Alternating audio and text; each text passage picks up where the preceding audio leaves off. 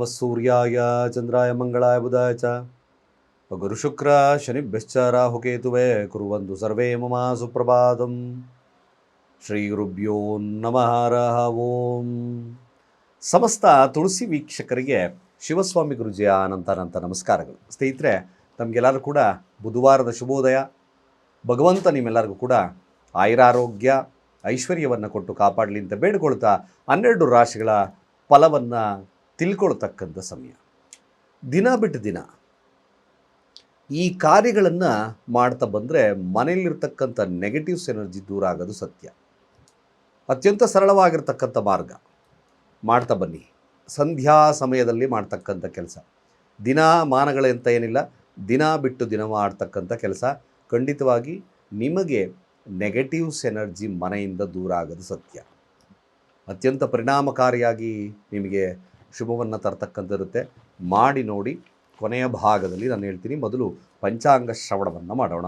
ಈ ದಿನ ಬುಧವಾರ ತ್ರಯೋದಶಿ ತಿಥಿ ಇರ್ತಕ್ಕಂಥದ್ದು, ಕೃಷ್ಣ ಪಕ್ಷ, ಬ್ರಹ್ಮಯೋಗ ಇರ್ತಕ್ಕಂಥ ಸಮಯ, ಗರಜ ಹಾಗೆ ವಾಣಿಜ್ಯ ಕರಣ ಇರ್ತಕ್ಕಂಥದ್ದು.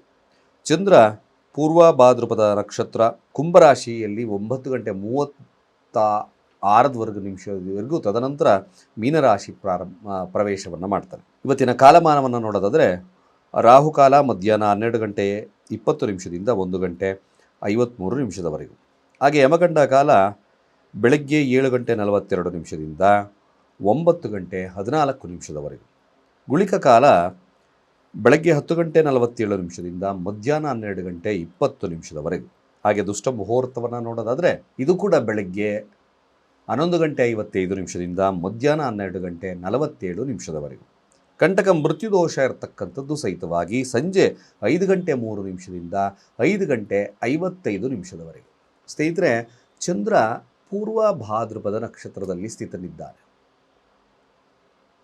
ಗುರುವಿನ ನಕ್ಷತ್ರ. ಯಾರಿಗೆ ಇವತ್ತಿನ ದಿನ ಬಲ ಇರುತ್ತೆ ಗುರುದು ನೋಡೋಣ. ಮೊದಲು ಮೇಷ ರಾಶಿಯವರ ಫಲ. ಮೇಷರಾಶಿಯವರಿಗೆ ತೃತೀಯ ಸ್ಥಾನದಲ್ಲಿ ಗುರುವಿದ್ದಾನೆ. ಸ್ವಲ್ಪ ಮಟ್ಟಿಗೆ ಇದ್ದಕ್ಕಿದ್ದಾಗೆ ಪ್ರಯಾಣಗಳು ಬರುತ್ತೆ. ಪ್ರಯಾಣದಿಂದ ಮ್ಯಾಕ್ಸಿಮಮ್ ನಷ್ಟ ಸಾಧ್ಯತೆ ತುಂಬ ಜಾಸ್ತಿ ಇದೆ. ಒಂದೇ ಒಂದು ವಿಚಾರ ತಲೆಯಲ್ಲಿ ಇಟ್ಕೊಳ್ಳಿ, ವಾದ ವಿವಾದಗಳಿಗೆ ಜಾಸ್ತಿ ಎಡೆ ಮಾಡಿಕೊಡಬೇಡಿ. ಅದರಲ್ಲೂ ಕೂಡ ಸಹೋದರ ಸಹೋದರಿಯರ ನಡುವಿನ ಬಾಂಧವ್ಯದಲ್ಲಿ ಸ್ವಲ್ಪ ಬಿರುಕಾಗ್ತಕ್ಕಂಥ ಸನ್ನಿವೇಶ ಬರುತ್ತೆ. ಇದರ ವಿಚಾರವಾಗಿ ಸ್ವಲ್ಪ ಜಾಗರೂಕತೆ ವಹಿಸ್ಕೊಳ್ತಕ್ಕಂಥದ್ದು ಭಾಳ ಮುಖ್ಯ. 12ರ ಅಧಿಪತಿನೂ ಕೂಡ ಗುರು ಆಗ್ತದೆ. 12ರ ಸ್ಥಾನದಲ್ಲಿ ಗುರು ಅಂದರೆ ಚಂದ್ರ ಸ್ಥಿತವಾಗಿದ್ದಾನೆ ಗುರುವಿನ ನಕ್ಷತ್ರದಲ್ಲಿ. ಅದು ಕೂಡ ನೋಡಿ, ಅಲ್ಲಿ ಶನಿಯೊಟ್ಟಿಗಿರ್ತಕ್ಕಂಥದ್ದು, ಸ್ವಲ್ಪ ಕುಜನೊಟ್ಟಿಗಿರ್ತಕ್ಕಂಥದ್ದು, ಸ್ವಲ್ಪ ನಿಮ್ಮ ಕೋಪದ ವಾತಾವರಣದಿಂದ ನೆರೆಹೊರೆಯವರು ಅಥವಾ ಸಹೋದರ ಸಹೋದರಿಯರ ನಡುವಿನ ಬಾಂಧವ್ಯದಲ್ಲಿ ಬಿರುಕಾಗ್ತದೆ. ಸ್ವಲ್ಪ ಜಾಗರೂಕತೆ ಇರ್ತಕ್ಕಂಥದ್ದು. ಕೇವಲ ಅತ್ಯಂತ ಸರಳವಾಗಿರ್ತಕ್ಕಂಥ ಮಾರ್ಗ, ವಿಷ್ಣುವಿನ ದೇವಸ್ಥಾನದಲ್ಲೋ ಮತ್ತೊಂದು ಹತ್ತಿರದಲ್ಲಿರ್ತಕ್ಕಂಥ ದೇವಸ್ಥಾನಗಳಲ್ಲಿ ಕೇವಲ ಕಡಲೆಕಾಳಿನ ಫಲಹಾರವನ್ನು ಹಂಚಿ, ಇದು ಸ್ವಲ್ಪ ಶುಭದಾಯಕವಾಗ್ತಕ್ಕಂಥದ್ದು ಇರ್ತದೆ. ಮ್ಯಾಕ್ಸಿಮಮ್ ಗುಡ್ ಆಗುತ್ತೆ ಕೂಡ. ಅದೇ ರೀತಿಯಾಗಿ ವೃಷಭ ರಾಶಿಯವರ ಈ ದಿನದ ಫಲಾಫಲ, ಹಣಕಾಸು, ವಹಿವಾಟು, ಕುಟುಂಬ, ಹಾಗೆ ಮನೆಯವರ ಒಡತಿಯ ಸ್ಥಾನ ಅಂದರೆ ಅರ್ಥಾತ್ ಮನೆಯವರೊಟ್ಟಿಗಿನ ಬಾಂಧವ್ಯ ಶುಭದಾಯಕ. ಖಂಡಿತವಾಗಿ ವೃಷಭ ರಾಶಿಯವ್ರಿಗೆ ಹಣದ ಒಂದು ಅಭಿವೃದ್ಧಿ, ಧನಾಭಿವೃದ್ಧಿ ಇರತಕ್ಕಂಥ ದಿನ. ವ್ಯಾಪಾರ ವಹಿವಾಟುಗಳು ಕೂಡ ಒಂದು ಚೆನ್ನಾಗಿ ನಡೀತಕ್ಕಂಥ ದಿನವಾಗ್ತದೆ. ಒಳ್ಳೆಯ ದಿನ, ಮ್ಯಾಕ್ಸಿಮಮ್ ಒಳ್ಳೆಯ ದಿನ. ವೃಷಭ ರಾಶಿಯವರಿಗೆ ಅದ್ಭುತವಾಗಿರತಕ್ಕಂಥ ದಿನ. ಮಿಥುನ ರಾಶಿ ಅಹಂ ಇರ್ತದೆ. ಸ್ವಲ್ಪ ವೈವಾಹಿಕ ಜೀವನದಲ್ಲಿ ಸ್ವಲ್ಪ ಸಮಸ್ಯೆದಾಯಕವಾಗಿರ್ತಕ್ಕಂಥ ದಿನವಾಗ್ತದೆ. ಈವನ್ ನಿಮ್ಮ ಮನಸ್ಸಿಗೆ ಇವತ್ತು ವ್ಯಾಪಾರ ಅಥವಾ ವೈವಾಹಿಕ ಜೀವನ ಬೇಡವೇ ಬೇಡ, ಬಿಟ್ಟುಬಿಡೋಣ ಅಂತಕ್ಕಂಥ ಮನೋಭಾವ ಬಂದ್ಬಿಡುತ್ತೆ. ಇದೊಂದು ಡಿಫಾಲ್ಟ್ ಇರತಕ್ಕಂಥ ದಿನ. ಆರೋಗ್ಯ ಸಣ್ಣ ಪುಟ್ಟ ಸಮಸ್ಯೆಗಳು ಕಾಡಬಹುದು, ಬಟ್ ಸ್ವಲ್ಪ ಅಧಿಕಾರ, ಹಣಕಾಸು, ವಹಿವಾಟು ಸ್ವಲ್ಪ ಚೆನ್ನಾಗಿರುತ್ತೆ. ಆದರೆ ದಾಂಪತ್ಯದ ಸಮಯ ವಿಚಾರದಲ್ಲಿ ಸ್ವಲ್ಪ ವಿರಸಗಳಿರ್ತಕ್ಕಂಥ ದಿನ. ಸಾಧ್ಯವಾದಷ್ಟು ರಾಯರ ನಾಮಸ್ಮರಣೆಯನ್ನು ಮಾಡ್ತಕ್ಕಂಥದ್ದು ಶುಭ. ಕಟಕ ರಾಶಿಯವರ ಈ ದಿನದ ಫಲಾಫಲ ಹೇಗಿರತಕ್ಕಂಥದ್ದು ನೋಡಿ. ಕಟಕ ರಾಶಿಯವರಿಗೆ ಇದ್ದಕ್ಕಿದ್ದಾಗೆ ದೂರ ಪ್ರಯಾಣಗಳು ಲಭ್ಯತೆ ಬರುತ್ತೆ. ಕೆಲವರಿಗೆ ಧಾರ್ಮಿಕ ಕ್ಷೇತ್ರಗಳನ್ನು ಭೇಟಿ ಮಾಡ್ತಕ್ಕಂಥ ಸಂದರ್ಭಗಳು ಕೂಡ ಒದಗಿ ಬರುತ್ತೆ. ಅದರಲ್ಲೂ ಕೂಡ ಗುರುತತ್ವ ಇರತಕ್ಕಂಥ ದೇವಸ್ಥಾನಗಳನ್ನು ಜಾಸ್ತಿ ಇಷ್ಟಪಟ್ಟು ಭೇಟಿ ಮಾಡತಕ್ಕಂಥದ್ದಿರುತ್ತೆ.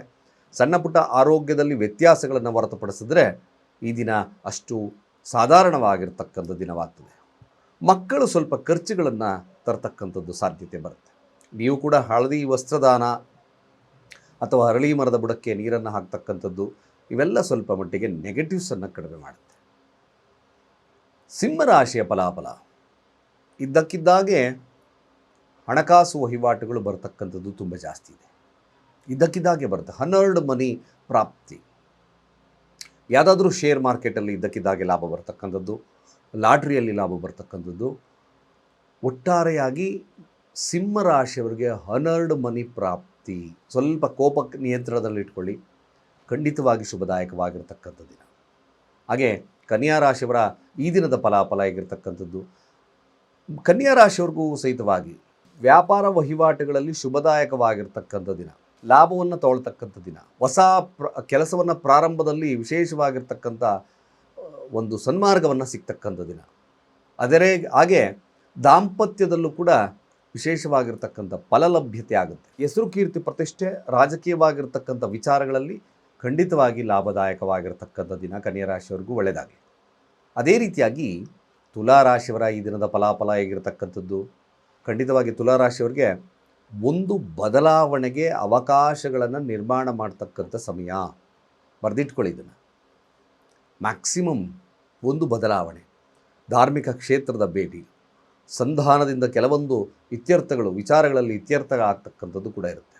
ಸಣ್ಣ ಪುಟ್ಟ ಸೋಂಬೇರಿತನವನ್ನು ಹೊರತುಪಡಿಸಿದ್ರೆ ತುಲಾರಾಶಿಯವರೆಗೂ ಒಳ್ಳೆಯ ದಿನ. ಈ ದಿನ ಸದುಪಯೋಗ ಮಾಡ್ಕೊಳ್ತಕ್ಕಂಥದ್ದು ಭಾಳ ಮುಖ್ಯ.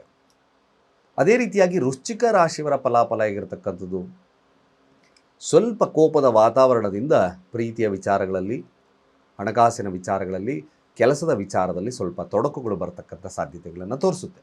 ಸಣ್ಣ ಪುಟ್ಟ ಖರ್ಚುಗಳು ಜಾಸ್ತಿ ಆಗ್ತಕ್ಕಂಥದ್ದಿರುತ್ತೆ. ಹಣಕಾಸಿನಲ್ಲಿ ಸ್ವಲ್ಪ ವ್ಯತ್ಯಾಸಗಳು ಕಾಣಿಸ್ಕೊಳ್ತಕ್ಕಂಥ ಸನ್ನಿವೇಶ ಇರುತ್ತೆ.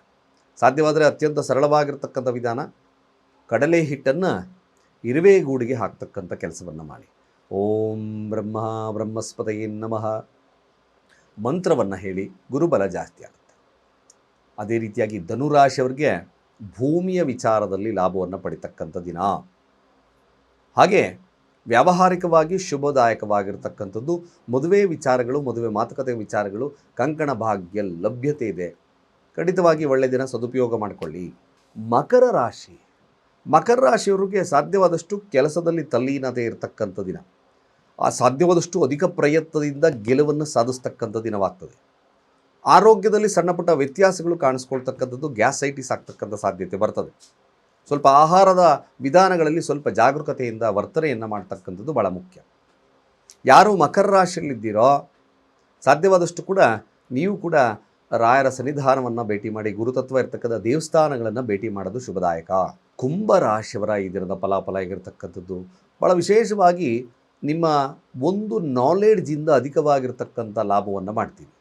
ದೈವಿಕವಾಗಿರ್ತಕ್ಕಂಥ ಮನೋಭಾವತೆ ಇರುತ್ತೆ, ಗುರುವಿನ ಬಲ ಇದೆ, ಮಕ್ಕಳಿಂದ ಶುಭ ವಾರ್ತೆಗಳನ್ನು ಪಡಿತಕ್ಕಂಥದ್ದು ಕೂಡ ಇದೆ, ಲಾಭದಲ್ಲಿ ಹೆಚ್ಚಳವಾಗ್ತಕ್ಕಂಥದ್ದಿದೆ. ಕೇವಲ ಸನ್ಮಾರ್ಗವನ್ನು ತೋರಿಸಿ ಜನಗಳಿಂದ ಲಾಭವನ್ನು ಪಡಿತಕ್ಕಂಥದ್ದು ಕುಂಭರಾಶಿಯವರಿಗಿದೆ. ಖಂಡಿತವಾಗಲಿದ್ದಾರೆ. ಮೀನರಾಶಿಯ ಫಲಾಫಲ ಹೇಗಿರ್ತಕ್ಕಂಥದ್ದು ನೋಡಿ. ಮೀನರಾಶಿಯವರು ಸಾಧ್ಯವಾದಷ್ಟು ಕೂಡ ತಮ್ಮ ಆಸ್ತಿ ಮನೆಗೆ ಆದಷ್ಟು ಅದೇ ರೀತಿಯಾದಂಥ ಕಾರ್ಯದಲ್ಲಿ ತಲ್ಲೀನತೆ ಆಗ್ತಕ್ಕಂಥದ್ದೇ ಜಾಸ್ತಿ ಇದೆ. ಮನೆಗೆ ಹೆಚ್ಚಿನ ಒಂದು ಕಾಳಜಿಯನ್ನು ವಹಿಸ್ತಕ್ಕಂಥದ್ದು ಕೂಡ ಇದೆ. ಪ್ರೀತಿ ಪಾತ್ರರೊಟ್ಟಿಗೆ ಉತ್ತಮ ಬಾಂಧವ್ಯವನ್ನು ಪಡಿತಕ್ಕಂಥದ್ದು, ಯಾವುದೇ ಕೆಲಸವನ್ನು ಮಾಡಿ ತೀರ್ತೀನಿ ಅಂತಕ್ಕಂಥ ಮನೋಭಾವತೆ ಈ ದಿನ ಮೀನರಾಶಿಯಲ್ಲಿ ಬರುತ್ತೆ. ಖಂಡಿತ ಒಳ್ಳೆಯ ದಿನ. ತಾವು ಕೂಡ ಈ ದಿನವನ್ನು ಸದುಪಯೋಗ ಮಾಡಿಕೊಳ್ತಕ್ಕಂಥದ್ದು ಭಾಳ ಮುಖ್ಯ. ಇಷ್ಟು ದ್ವಾದಶ ರಾಶಿಗಳ ಫಲಾನುಫಲಗಳು. ಸಂಧ್ಯಾ ಸಮಯದಲ್ಲಿ ಒಂದು ಸಣ್ಣ ದೀಪ, ಅದಕ್ಕೆ ಒಂದು ಪಚ್ಚಕರ್ಪೂರ, 3 ಲವಂಗ, 1 ಚಕ್ಕೆ. ಏದು ಚಕ್ಕೆ ಅಂದರೆ ನಿಮಗೆ ಪಲಾವ್ ಆಗ್ತಿರಲ್ಲ ಆ ಚಕ್ಕೆ, ಮಸಾಲ ಚಕ್ಕೆ, ಸಣ್ಣ ಪೀಸನ್ನು ಹಾಕಿ ಸಂಧ್ಯಾ ಸಮಯದಲ್ಲಿ ಉರಿಸಿ ಅದನ್ನು ಖಂಡಿತವಾಗಿ ನಿಮ್ಮ ಮನೆಯಲ್ಲಿರ್ತಕ್ಕಂಥ ನೆಗೆಟಿವ್ಸ್ ಎನರ್ಜಿ ದೂರವಾಗೋದರ ಜೊತೆ ಧನಾಗಮವಾಗ್ತಕ್ಕಂಥದ್ದಿರುತ್ತೆ. 2 ಡೇಸ್ಗೊಮ್ಮೆ ಮಾಡಿ ಇದನ್ನು. ಅತ್ಯಂತ ಸರಳವಾಗಿರ್ತಕ್ಕಂಥ ಮಾರ್ಗ, ಸುಲಭವಾಗಿ ಹೇಳಿದ್ದೇನೆ. ಇದನ್ನು ಮಾಡ್ತಾ ಬನ್ನಿ. ನಿಜವಾಗ್ಲೂ ಮನೆಯಲ್ಲಿ ಕಿರಿಕಿರಿ ಕಾಟಗಳು ಅಥವಾ ಮನಸ್ತಾಪಗಳು ದೂರ ಆಗೋದೊಂದು ಸತ್ಯ. ಒಳ್ಳೆಯದಾಗುತ್ತೆ, ಖಂಡಿತ ಮಾಡಿ ಅಂತ ಹೇಳ್ತಾ ಸರ್ವೇ ಜನ ಸುಖಿನೋ ಭವಂತು.